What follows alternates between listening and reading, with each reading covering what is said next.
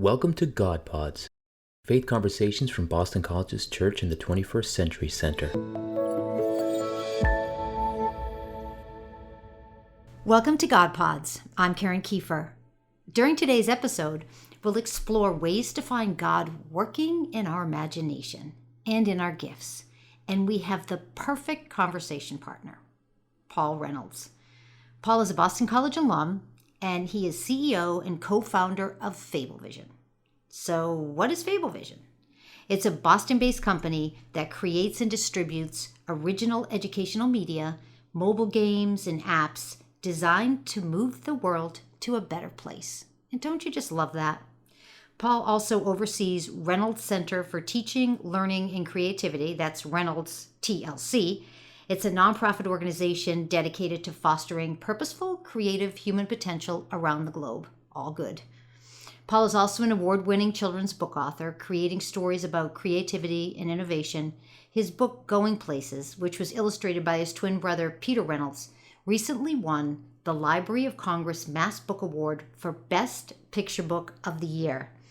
This creative duo, Paul and Peter Reynolds, use their gifts to educate and inspire, and our world benefits.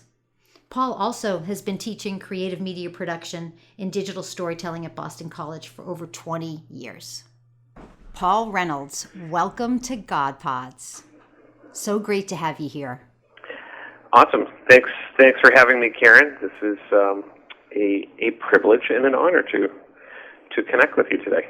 Well, you know, when our team here at the C21 Center thought that we wanted to produce a God Pod that would help enlarge like our Catholic imagination and help people become more sensitive to the way that God moves through us in stories, I thought of you right away. And not only because you're my BC classmate and I know you were raised in a large Catholic family, but you also happen to be one of the most creative people I know. And we just thought, gosh, this would be so fun to explore with you how you see God working in your imagination and knowing that the business that you co-founded with Peter, who's your twin brother, kind of defines creativity at work and offers a real new dimension, I think, to storytelling. And so, again, so happy to have you here. I'm wondering, can we go back in time to the Reynolds household and when both you and your twin Peter were young, and maybe you could share some glimpses of seeing kind of God working in your creative gifts? Sure. Well, thanks again for carving out time and giving me an opportunity to share with you and all the listeners. It is exciting to have launched a creative journey and stuck with it. And I think if anything, Peter and I prove that if you stay committed to your mission and use your creativity, you can make a difference. And that it's not always easy to stay committed to that path, but I guarantee anybody in the audience who's listening and needs a little bit of inspiration to stay with their mission and to discern their gifts, talents, strengths, and their creativity. It is worth it because it's fuel for the journey when you see what can happen. But winding way back, it is pretty cool that Peter and I, we were born twins. I mean, if you want to wind it all the way back. We were surprised by my mother, who thought she was only having one baby. She was up in Toronto, and she got the news that the following month she was not going to have one baby. She was going to have two babies, and she thought that was pretty funny. So she went home to celebrate her birthday that night on March 15th, and she laughed so hard. You know what happened? She went into labor. Oh. Peter and I were born very early the next morning. The God of surprises. March 16th, exactly. So, God of surprises, that was a big surprise. Whoa. And there were, ultimately 5 kids in the family, and It's great. I think it's great to be in a big family. It's noisy, it's messy, but having the twin relationship for sure was really, really different, and it was a blessing. If you're on a creative journey, it is awesome. It is awesome to have to have a twin, and we will often mention that when we're speaking to people. If you don't have a twin, we highly recommend getting one. And we're only half joking when we say that, because I think if you can find somebody to share your journey with, and who will give you the courage to keep pursuing your vision, it is really, really helpful. So we were born together and journeyed together in our house. It was filled with all the supplies that we needed to draw and create. It was a real creation household, and ironically, my parents were in positions of finance, bookkeeping. You wouldn't think immediately, oh, they're the creative mentors, but they loved reading, and my father was building bookshelves, my mother was buying books, and Peter and I were creating.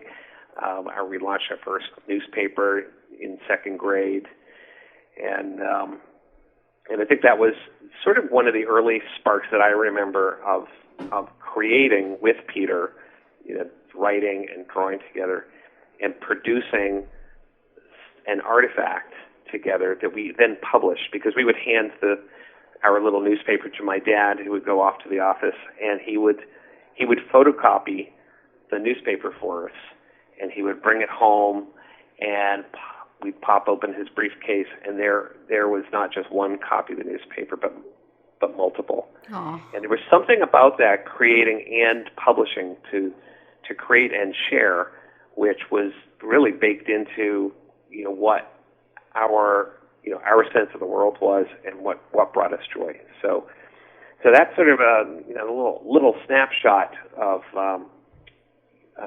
how we began, and it was just a very natural climate of creativity in our house. I hope that for the parents that are listening too, it's a busy world. We live in an age of distraction, and just to think about the downtime and the things that we can give our children, that they can make something out of nothing. And it really, those moments, those times are so defining. They are, and they're also, I think, in jeopardy right now, because we live in an age when we are surrounded by screens, and we see far too many kids consuming and not given the opportunity to create, and it's addicting, for the distracted parents, and for kids who delight in screens that light up and they can interact with, and it's not bad in and of itself, but if that truly is the driving force and the focus, and you eliminate the time for creation, I think that's actually a pretty frightening thing, and it's a great social experiment that's happening right now that we've just seen unleash over the last 10 years. So that would be my message to at least for parents listening, grandparents, aunt, uncle, caring adults. Just take a look and see what's the mix of your kids' consumption versus creation. Do they have enough opportunities to create? And it can be creating with technology, like my own kids. They were, I had three boys who are now 19, 24, 26. And they grew up in that age where digital video games first came on the scene. And as much as I loved them, I reminded them, as fun as it is to play a game, it's much cooler to create a game. And we were working with MIT Media Lab.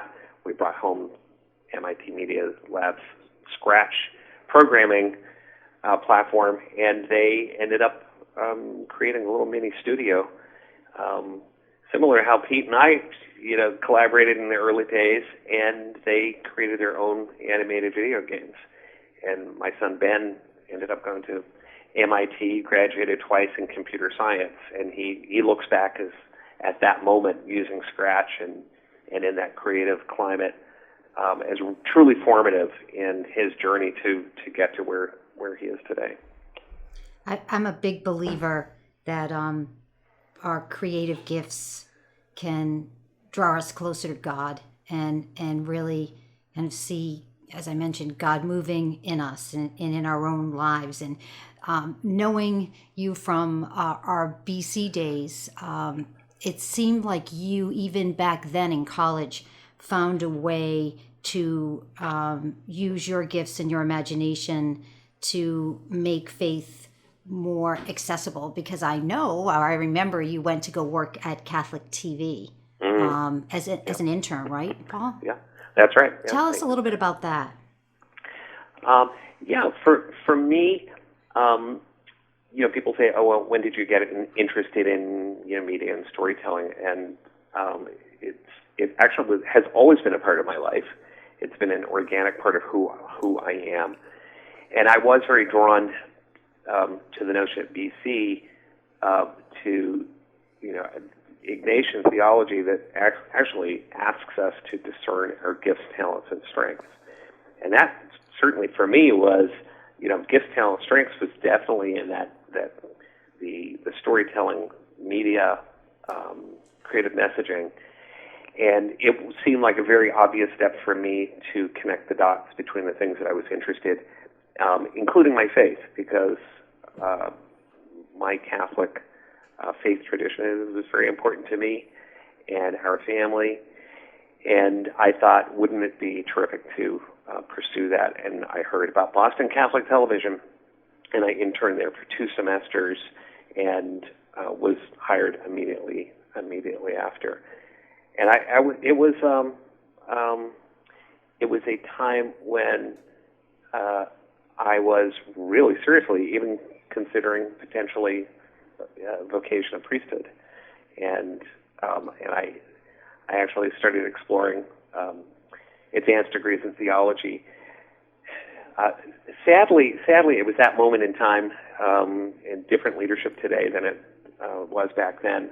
That desire and that calling wasn't really recognized, and it was not. It actually wasn't a terrific ending of that chapter, and it really called me to move on. And moving on, I ended up not moving away from the desire to do it, but I ended up having to do it in a different way. So I really stepped off the obvious path, and really, as you said before, what are the divine surprises that are awaiting you? You never know until you turn the corner, and there it was. I ended up building several companies, the most recent of which over the last 21 years is Fablevision.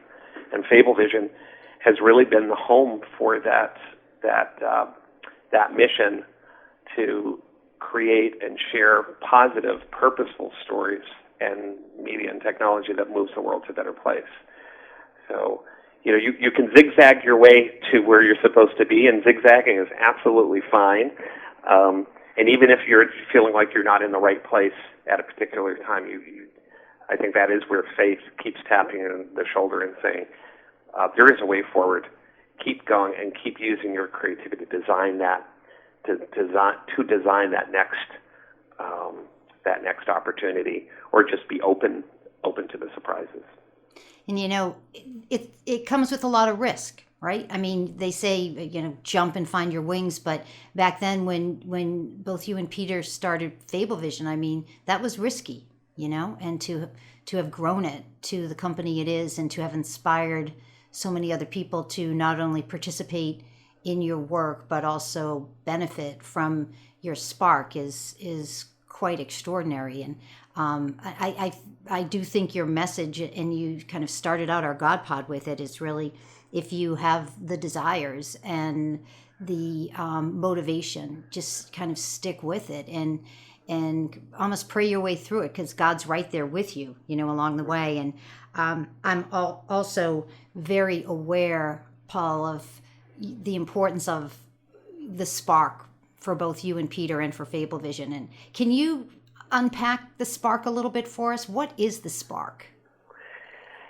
Yeah, the spark. I love the word, and we do use that word a lot.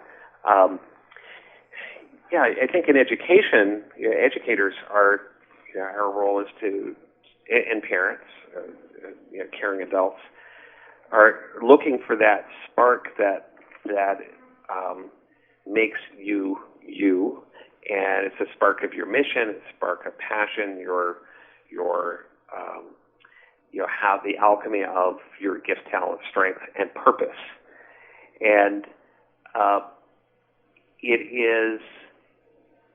is a lifelong project. And sometimes people can discover that spark early, and they're surrounded they're in the right environment, the right climate, they have the right support system, and people will help you leverage the spark and give you set up the right conditions so that you can go and pursue your dream, your passion, your purpose. And sometimes we even do it to ourselves. We feel the spark. We know what that calling is, and we don't listen to it. And you tuck it away, and you say, "Well, not now. I have to. I have more practical things on my to-do list." And fear sometimes shuts us down. I would say fear is probably the biggest thing that gets in the way. And why Peter and I talk a lot about courage and creativity. We have a T-shirt that I wear a lot when I speak. Simply has two words: create bravely. And create bravely for me sums up that idea that to create, to be original, to be true to your spark, it really takes a lot of courage. And you have to be brave, because there's so many reasons that you could put your pencil down and tuck your dream away into the shoebox and stick it under the bed and say, well, maybe when I retire, maybe that's when I'll get back to my dream, the real me. And that can be a tragic thing, because sometimes we don't know how long we have on this planet, and God, I think, is whispering to us, be brave and take that box out and get back to the you who you really are. And be brave enough to make, even if it's just a tiny step, take one tiny step today to get closer to who you are, and to discern those God-given gifts, talents, and strengths, and go and do something with them. What are you waiting for?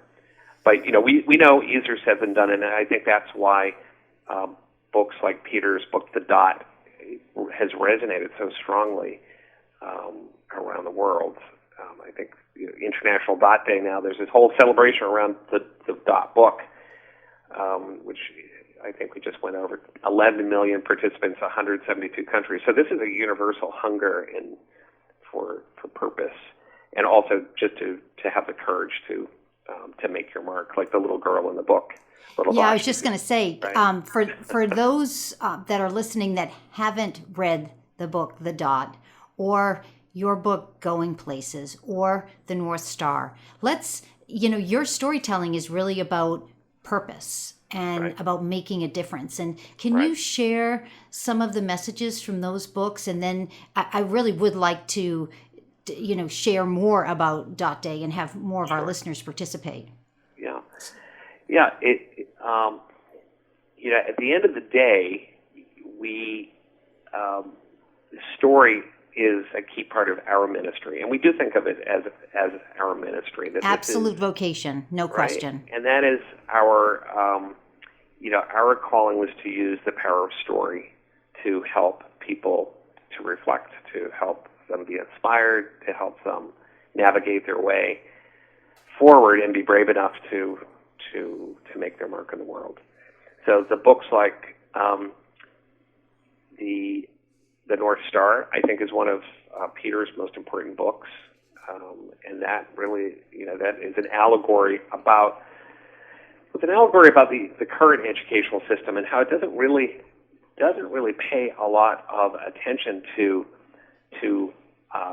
spirit and your discerning your gifts, talents, and strengths, to find that constellation of things that make Karen and Paul, and use that map to navigate your way, sometimes out of the swamp when you get stuck, like the little boy in the book gets lost and eventually in the swamp because he's following a path that others have laid out before him, and it's not congruent with who he really is until he meets the bird who flies into the sky, and as he looks up for the very first time, he sees the constellation stretching above him, and there is the star. And the star seems to be whispering to him. And I love that line, that the star was whispering to him, and I think that's why I love the word vocation, vocari, the voice, that we actually have to have that quiet space sometimes to listen to the voice that's calling us, sometimes out of dark places, sometimes out of the swamp. And to hear God's whisper. Right? It is, right? It is the whisper. And, in a really busy, noisy world, how often do we create the space to be able to listen to that? So that is one of the important books for sure. The North Star is all about life navigation and purposeful life navigation. I think the Going Places, which is a book that I wrote with Peter, I was thinking about it as I was, getting ready for this, for the podcast. And, it's a story about two students who are participating in the Going Places contest, and all the kids at school are handed the Going Places kit, which they think all should be a go-kart. And little Maya, across the next-door neighbor to Raphael in the book and film, actually has different ideas. She just sits on the kit, and she looks at the world around her to see how things go places. And she uses her imagination and creativity to create and invent a wholly new way to go places. So it is in the world of STEM and science, technology, engineering, math. Teachers use this book to get kids to understand that knowing, following the directions is fine as a baseline, but then ultimately the real magic, the real power comes from imagination, invention, innovation, and creating the brand new thing. And I was thinking that in a way, Peter and I, when we were raised in a very very prescriptive, strict Catholic family, and I think it actually wasn't. It didn't allow us the staying in the kit was actually pretty easy. If Catholics who stay straight, just reading off the script and reading off the instruction package, you're not authentically participating, and you're not really taking advantage of the call to say, look, God gave us certain structures and certain signs and certain ways to tell the story and make meaning, but we need to use our creativity to navigate a way that's congruent with us, and we've innovated the way that we ended up. I could have gone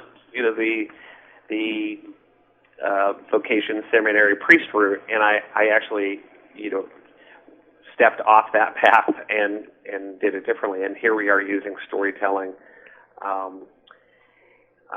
to move the world to a better place. So absolutely, and to give people faith in themselves, and the courage to we pray for courage, and we pray for wisdom, and that's exactly what your storytelling and your books have delivered. I remember when Going Places first came out, I bought the book and I gave it to one of my daughters. She was graduating from high school and, just beginning her new journey in college, and thinking such a powerful message, like think differently. You have everything you need inside of you, Right. And Right. she loves that book, Paul, and she takes it with her. And, That's awesome. I mean, it's a beautiful thing. And I'm sure there are so many people that you've come across or that have reached out to you to tell both you and Peter how your books and your storytelling have changed them. Tell us a little bit more about Dot Day. Yeah, definitely. Let's chat about that. Although, Karen, I love that. I think you touched upon something that's really important. That I think is important for the listeners to understand that. If you're digging in and looking at my work, Peter's work, Fable Vision's work, you could think that it is that we write children's books, and that's an important point that we like to. You do so much more. Right, they are picture books for all ages. Mm-hmm. And we truly think that the older you get, the more you understand the stories. Yes, indeed. And so that just gives me great joy to know that your daughter, has that book.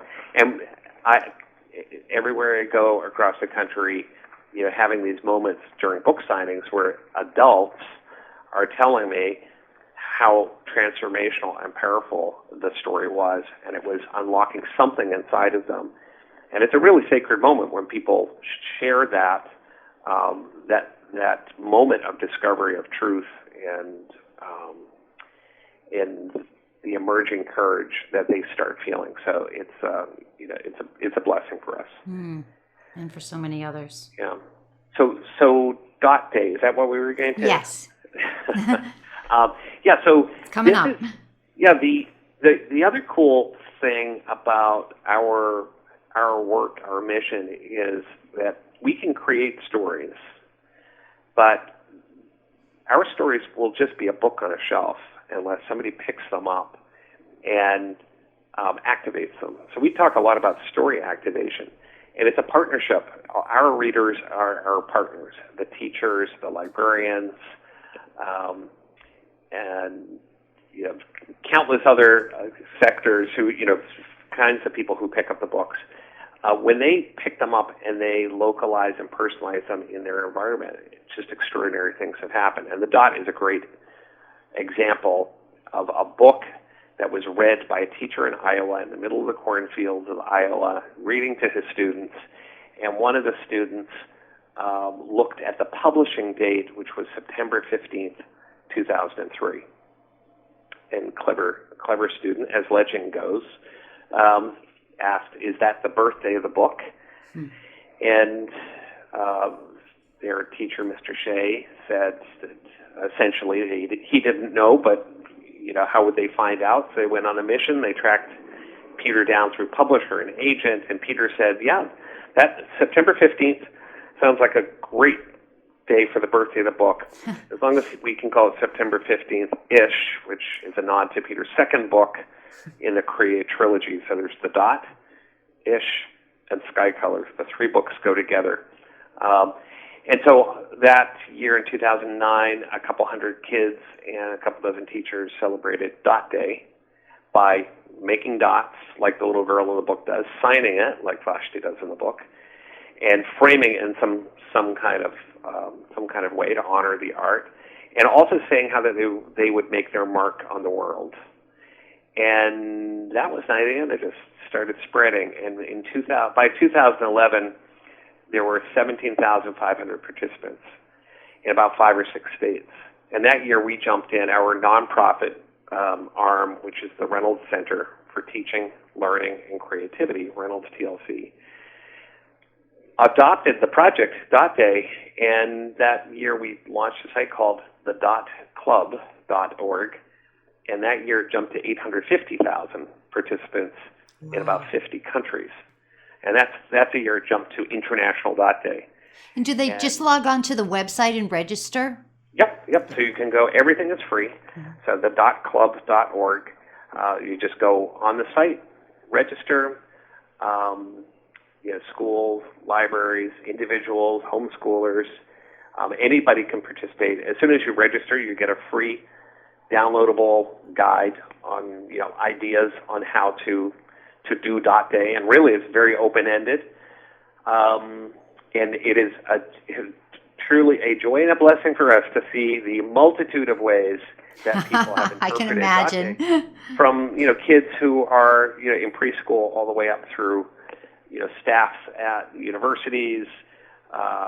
We have actually I was just chatting with the folks at AmeriCorps in Minnesota. I just spoke there a couple 2 weeks ago to 1,000 AmeriCorps volunteers, literacy volunteers who are all talking about celebrating. So it doesn't matter what age, but it's lovely that it has wrapped around the globe, and that whatever that universal appetite, hunger, thirst for a way to figure out how do we blend creativity and learning more, integrate it in a better way with, I'm happy to say, that sense of purpose. So you can create anything you want. You can be creative in not such a positive way, but using your creativity to mark on the world in a positive way is just such a delight for us, and to see classrooms connecting all around the globe. And it's not just on the the date, the 15th. There are schools already starting to celebrate, as of the recording today, and they'll be celebrating right through October. And if you search #.day, you'll see the multitude of ways people celebrate.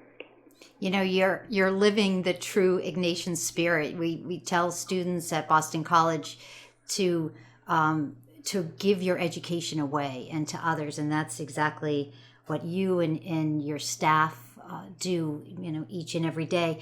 You mentioned just a little bit ago about making sure that we find that quiet time, so that we can hear the whispers and we can just kind of listen. And how do you find that time, Paul, knowing, you have 3 kids, even though they're a little bit older, It's a busy life, and your wife, Janet, and then you have the Blue Bunny bookstore, and Fabled Vision just keeps growing and growing. How do you find that time? It is a good question, and it's leading an intentional life, knowing that mindful space is important. We keep revisiting it every year.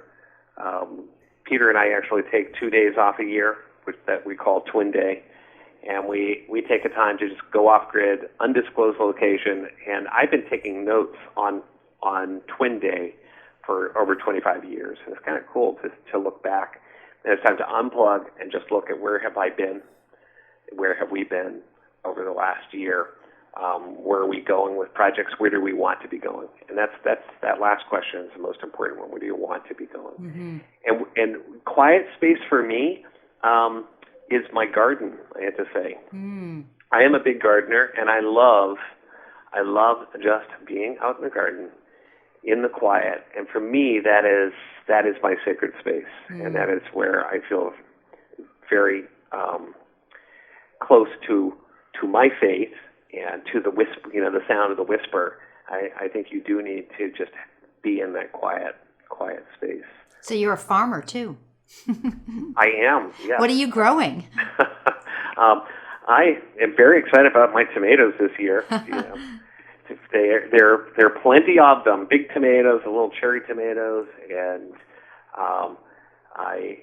zucchinis and kale. It's it brings me great joy. And of my 3 boys, my eldest, Josh, is my fellow gardener, and that is some of my most joyful moments. Is just Josh and I are out in the garden together, and just tending, weeding, and we can be out there for an hour together, just silently, and we kind of know that it's like a shared silence, space. Yeah, that we're beautiful. both participating in something. It's very communal, and yet there are no words spoken, and I just love that. And the other boys, not so much. So we all find our different ways to find that quiet space. I see a story on the horizon. You know what? Actually, Possibly. Karen, there are a couple of stories in the hopper about the garden. So Do tell. stay tuned. Right, exactly. Well, that's for another God Pod, Paul. Exactly. For sure. Yeah. But we're just so grateful for all of your gifts, and I truly mean that as a friend, and of course as a BC alum and all that you do, and I know the opportunities that you've given so many young people. Not only, I mean, you've been teaching a class here at Boston College for how many years? I have to check with HR, but I think it is probably around 30 years. So I think this might be I might be launching my 30th year, and it is now as of last year I added 2 additional courses. So I teach field production, studio production. That's studio production in the fall, field production in the spring. And I'm also teaching 2 digital storytelling classes as well. And it's as things have got busier in my life, through the years. I started teaching before I had kids, and as my life got busier, more complicated, and the company grew and family was growing, teaching probably was one of those things that I probably should have crossed off the list. It's just trying to get to the BC campus.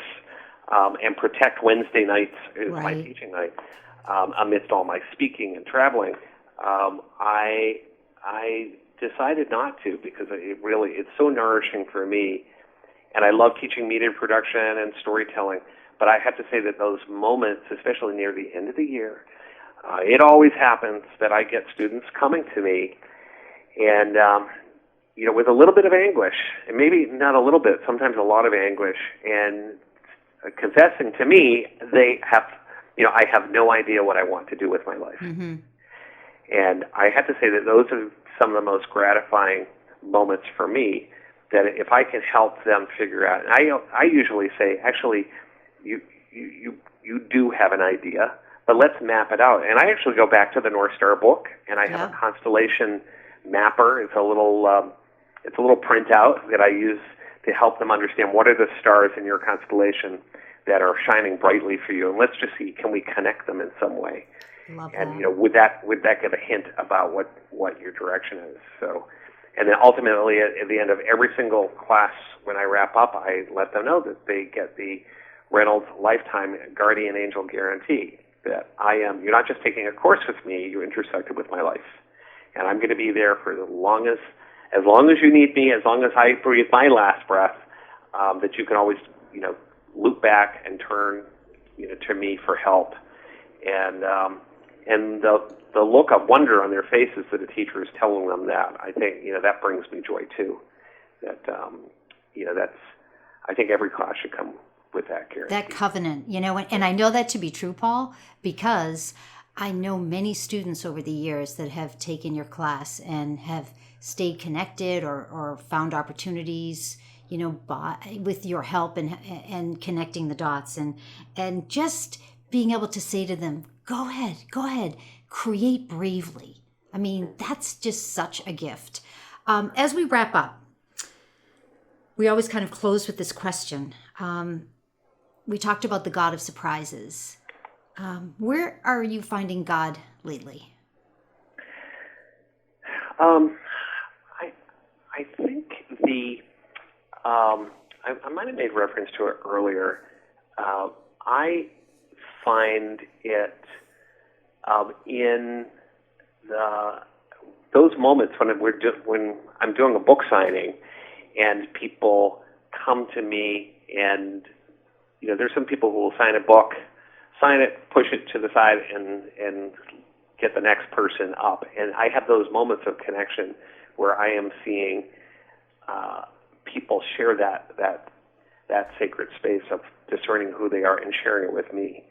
So I feel like that is a moment where the divinity of that amazing human being, the creative potential, is beginning to emerge, and sometimes with tears rolling down their eyes, that they're allowed to share that. And that, to me, is a real blessing. And I would say, sort of in a broader sense, especially right now with all of the the challenges that church is facing in the face of the scandals and people's faith is being shaken. I for the people who understand that that it is worth staying in the fight, in the game.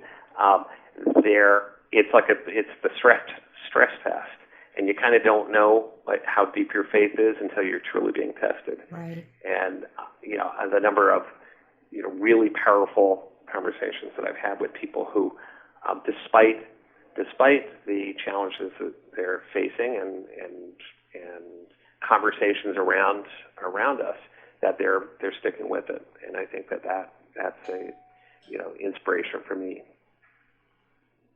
Yeah, thank you for that, Paul. Thank you for that. I want our listeners to know, too, that on our c21engage.org website, we will also have all the links to the books and to Fablevision and to Dot Day and all the many gifts that you share with the world. And again, thank you so much for being part of our conversation. And I think our team was correct when we said that we had the right conversation partner to really take a look at God working in our imagination and God working in your imagination and through stories. So thank you again, Paul. Great. Thank you, Karen. I really appreciate it. For more Catholic Faith resources, follow us at bc.edu/C21 or via Facebook, Twitter, and Instagram.